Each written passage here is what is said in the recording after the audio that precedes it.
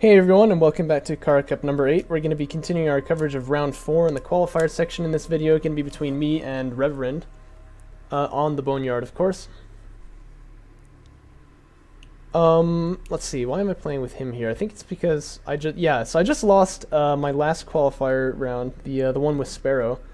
And I had lost the one with Hottest Man Ever as well, so it sounds kind of funny, but I'm actually, like, potentially I would be eliminated if I were to lose this match. I would almost certainly be eliminated here. Then again, the odds are definitely in my favor, which is kind of the balancing factor of the Swiss system bracket here. If it pairs me up with two really good players who beat me, it'll pair me up with a pretty, pretty lower tier player in the next round here. And that is indeed what's going to be the case here. So I'm obviously the favorite for this match, but, and also I'm the caster, so, but there's no bias here, trust me. So we'll see how this goes. Or rather, you will. I mean, I played it. I know exactly how this goes. Looks like both players gonna do... Yeah, he's ripping on my style. Look at this man. But I'm a little faster, of course. Actually, before the tournament starts, I usually practice doing like my opening build just 2 or 3 times against like an AI, just like up to the minute mark, and then I'll stop. Which is when I should have like my first sand skimmers, hitting the field. So I'm very well practiced in this. I know exactly like when to move and where and all that kind of stuff. Less good at some other builds, but this is definitely the one that I've specialized in the most. So if it's going to come down to a micro battle here, obviously me having 3 against his 1 is going to be, or his 2 is going to be, perhaps a little bit significant. I'm throwing out the scanner over there to see if he's got salvagers on the second, because it's normally my first target, but I don't actually see any over there. Base runner heal going to get used actually in not a bad position. And I'm going to try to use the high ground here, but that base runner heal makes it very difficult to kill the sand skimmer. I am going to choose to dive on it though, which is not normally something I would do, but there were only like 2 of them left. As a result, I am going to lose 1, but I'll take 2 for it. This last one here is outnumbered, 1 to 4.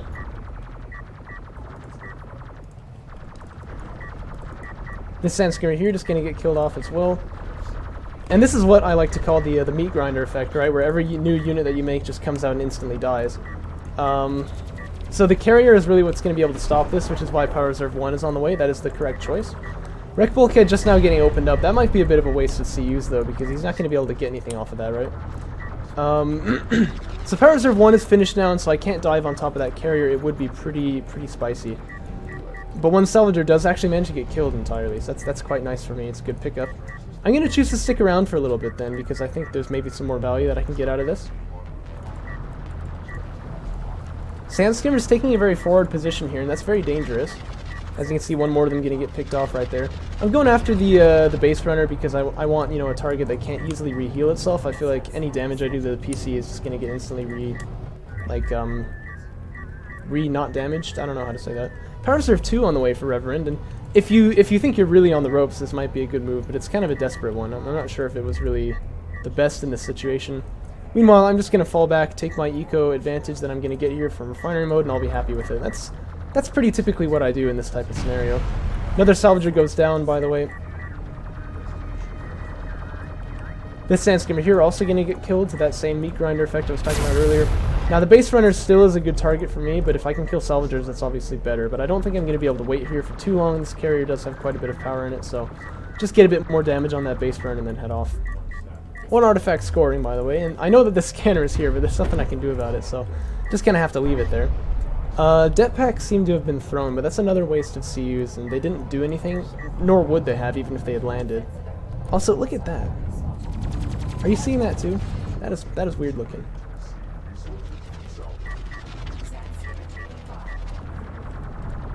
Base runner finally gonna get killed off right there. Here goes the sand skimmer on that side. And on the back of this, mind you, I am still building up my economy here. I'm getting railgun fabrication and saving up to another production cruiser. This guy's surviving on a sliver of health. He's only got 5. Wow.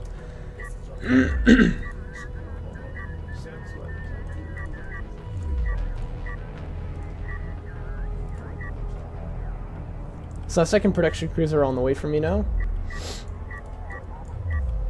And I remember in game, somewhere when we were over here, like when I killed his first Salvager, he was like, "Oh man, that was fast." it was pretty funny. So what could Reverend still do in this position? Not really too much, I don't feel, but he could go for like some kind of sneaky carrier rush strategy or something like that, but that probably wouldn't work for him. He's getting Assault Ship Fabrication, which is another one of those kind of like emergency units, which I think is good. That'll stop the Sandskimmer raiding, but once I get railguns out on the field, that'll kind of, you know, that'll kind of fall apart, right? So I'm really not sure what he should do in this type of scenario, but Armor 2, by the way, already coming out on those railguns, so even if you can get Sandskimmers to do a run-by, they're not going to do much damage. And do I have upgrades on the Sandskimmers? I've got Armor 1. Getting Armor 2 just now. Reverend's got to be floating a lot now, right? Yeah, not too much. He might want to go for a second production cruiser then. Not sure if he's got the, That's one way to use the CUs, I guess. Those, I think, just did damage to the salvagers, really, though. I'm gonna see if I can get this production cruiser now. That's really my goal here. None of the salvagers have det packs left, so I mean, that's not even really gonna be able to be used again. And that's why I really am kind of questionable about that, you know, ability. I think it managed to get the kill on one of the Sandskimmers, because then the carrier was able to kill it off. So that's like 100 CUs he just traded for like 300. So I'm not sure if it's really worth it, but it'll do, you know. So Armor 3 now coming out for the railguns. There's one heavy on the way over here. Second base pretty soon going to be saturated fully, and then I can just go full railgun production. I'm going to make another base runner here, in fact, because I see that, you know, I already have 2 artifacts. So I'm almost certainly going to get a third. Why not? Why not go for that as well as an advantage of mine?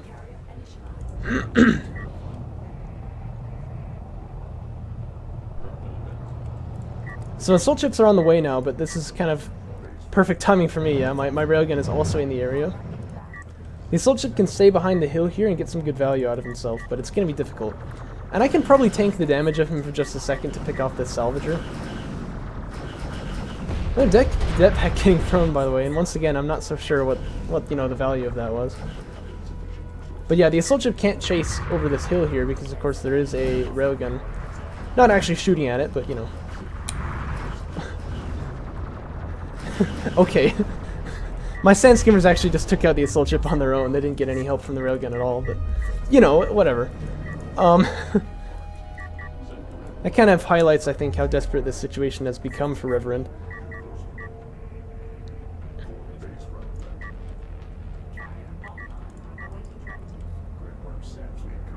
So, 2 base runners also finished now, so I've got 3 of them out on the field, another production cruiser on the way, and a base runner after that. I'm not sure about this last one. I probably didn't realize how many I had made. Another Salvager went down there, by the way, and he threw another det pack based on this kind of strange-looking particle effect that it leaves, like, floating in midair. I'm really not particularly impressed with the damage they can do, though. I mean, like I often say, I've only ever seen them used effectively, like, one time. That was when Descara managed to kill all my railguns with that. And to be fair, that was quite significant. I think that won him the game. But, you know, it's not always, it's not always a good strategy, we'll put it that way. Yeah, I have actually canceled that base runner. I can see now that I've got 3 already. Once you have 3, like, there's not really much value in getting more of them unless you're going to do something cheeky. But, you know, quite a few railguns out now. Last production cruiser is also finished, so it's going to go there. My carrier's now free to move around.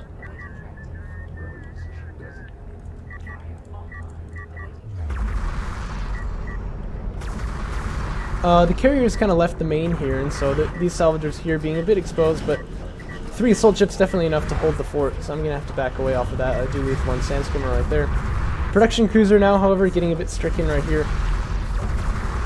That could easily go down, and it would be worth diving my Sandskimmers on top for, but I'm not actually going to go for it. That's probably a bit of a mistake on my part. Well, I don't know. The reason I say that is because I think the railgun still had range on it, they just didn't have vision. But if they lost range, they would actually probably just be a waste of Sandskimmers. So maybe that was actually a good move to stay away from it, but... Another artifact going to get extracted, by the way, for me. Honor Guard Cruiser tech on the way, just because why not. 4th artifact is on the way, 5th one is picked up. So the question is really just how am I going to win first, with the railguns or with the base runners?